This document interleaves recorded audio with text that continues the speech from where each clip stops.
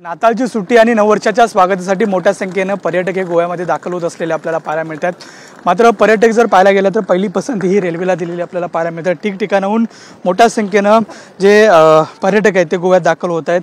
खरं तर मुंबईवरून ही पहिली ट्रेन आजची आलेली आपल्याला पाहायला मिळते आणि आजच्याच या ट्रेनमधून जे पर्यटक आहेत ते या ठिकाणी आलेले आपल्याला पाहायला मिळतात। हे संपूर्ण जे परिसर आहे हा करमळी स्टेशनचा परिसर आहे आणि या ठिकाणाहून आता पणजी किंवा इतर जे बीच आहेत त्या ठिकाणी हे संपूर्ण प्रवासी किंवा पर्यटक जातील आणि गोव्याच्या नववर्षाचा जो आनंद आहे, जल्लोष आहे, तो संपूर्ण साजरा केला जाईल। मात्र जर पाहायला गेलं तर जो उत्साह आहे तो मोठा शिगेला पोहोचलेला आहे, कारण जो नवीन वर्षाच्या स्वागतासाठी गोव्याला पसंती दिली जाते आणि त्याच पसंतीसाठी आता ठिकठिकाणाहून एअरपोर्ट असू दे, टॅक्सी असू दे, आपली स्वतःची कार असू दे किंवा रेल्वे बस या संपूर्ण जी सुविधा मिळते त्यानुसार आता पर्यटक हे गोव्यामध्ये दाखल व्हायला सुरुवात झालेली आपल्याला पाहायला मिळते। पुढे अजय सोबत नंदकिशोर गावडे, TV9 मराठी, मुंबई।